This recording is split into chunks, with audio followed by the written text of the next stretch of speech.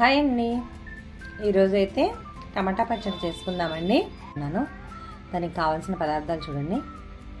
పచ్చిమిరపకాయలు, టమాటాలు, 1/2 కేజీ టమాటాలు అండి. ఇవి వచ్చేసి 100 గ్రాముల కన్నా తక్కువే ఉంటాయి. కొంచెం కారం ఎక్కువ ఉంటాయి అనుకుంటే తీసేసి కొంచెం మీ క్వాంటిటీ, మీరు కారం ఎంత తింటారో అంతే చేసుకోండి. కొంచెం కొత్తిమీర, ఇంకా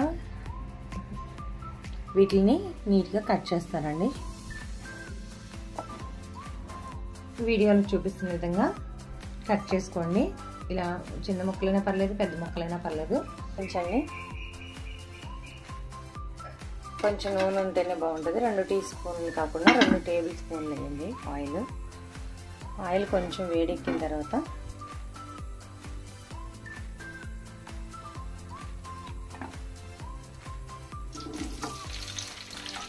పచ్చిమిరపకాయలు వేయండి.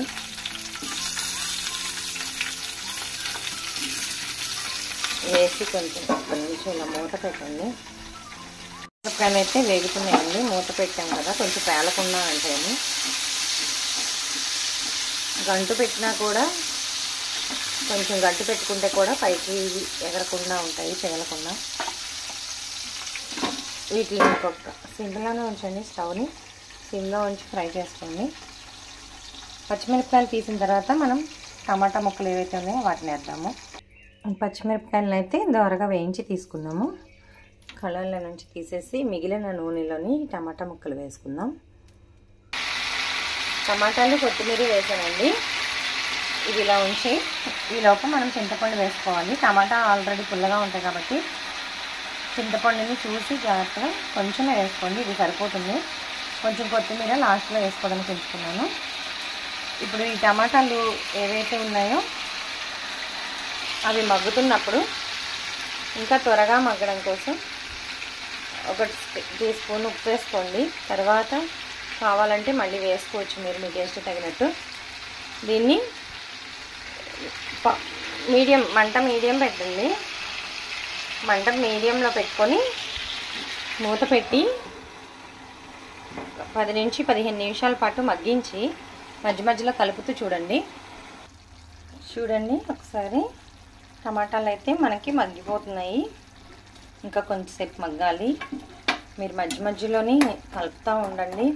ఇదిగోండి, టమాటా ముక్కని మనం ఇలా ప్రెస్ చేసినప్పుడు మగ్గిపోయినట్టుగా ఉంటే టమాటా మగ్గిపోయినట్టే.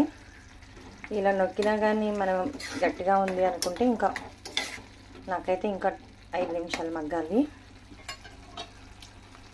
మనం కరెక్ట్గా కట్టేస్తాము అనుకున్నప్పుడు చింతపండు ఏదైతే ఉందో ఇది ఇలా పెట్టి ప్లేట్ పెట్టేస్తే ఆవిరికి చింతపండు నానిపోతుంది, మెత్తపడిద్ది అనమాట.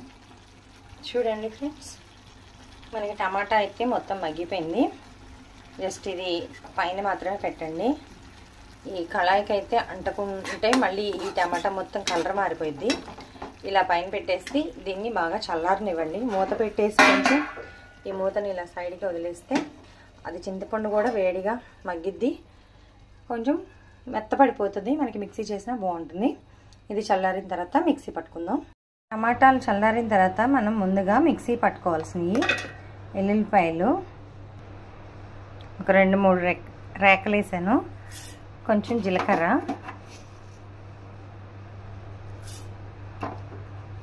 ఇప్పుడు మనం టమాటాల పైన మగ్గటానికి పెట్టిన ఏదైతే ఉందో చింతపండు అండి, ఆ చింతపండు వేసుకోండి. అదేవిధంగా ఏవైతే మనం ఫ్రై చేసి పెట్టుకున్న పచ్చిమిరపకాయలు ఉన్నాయి కదా, వాటిని కూడా వేసుకొని, మనం ఆల్రెడీ ఉప్పు వేసామండి టమాటాలు మగ్గేటప్పుడు, కాబట్టి కొంచెం చూసుకొని సరిపోతుంది అనుకుంటే ఆ ఉప్పు సరిపోతుంది అంటే ఉంచండి. లేదంటే ఇప్పుడు మిక్సీ వేసేటప్పుడు కూడా కొంచెం వేసుకోండి. వేసి మిక్సీ పట్టుకురావాలి. దీన్ని ఇలా కొంచెం కచ్చపచ్చగా పట్టిన తర్వాత అండి, మనం ఏదైతే మగ్గపెట్టి ఉంచుకున్నామో టమాటాలు, వాటిలో బాగా జ్యూసీగా అయిపోయినవి మాత్రం వేయద్దు. కొంచెం ముక్కల్లాగా ఉన్నవి అనుకుంటారు కదండి, అవి వేసుకోండి. అవి మాత్రం వేసి జస్ట్ పైపైన తిప్పి తీసేయండి.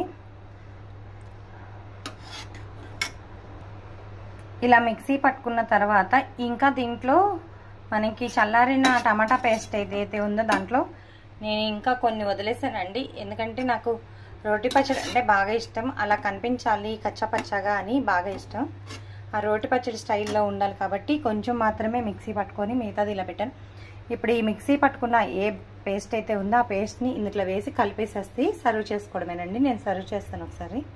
ఇలా కొంచెం హాఫ్ చేసుకొని రిమైనింగ్ హాఫ్ గుజ్జులాగా ఉన్న దాంట్లో మనం వేసుకొని కొంచెం కొత్తిమీర వేసుకుంటే అసలు చాలా బాగుంటుంది. టేస్ట్ కూడా సూపర్ ఉంటుంది.